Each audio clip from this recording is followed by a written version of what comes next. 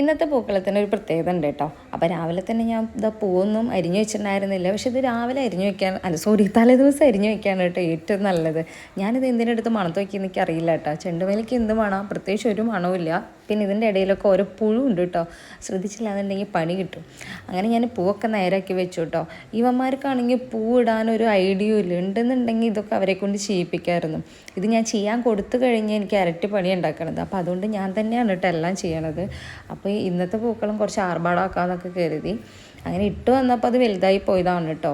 അങ്ങനെ നല്ല രീതിയിൽ വന്നിട്ട് സച്ചു വന്നിട്ട് പറയുന്നുണ്ട്, അമ്മ അങ്ങനെ ചെയ്യും ഇങ്ങനെ ചെയ്യുന്നൊക്കെ. ഇട്ട് കഴിഞ്ഞ് ഞാൻ സ്റ്റാറ്റസൊക്കെ ഇട്ടതിൻ്റെ ശേഷമാണ് ഞാൻ അറിഞ്ഞത് ഇന്ന് മൂലാണല്ലോ എന്ന്. എന്നാലും കുഴപ്പമില്ല, ഇരിക്കട്ടെ.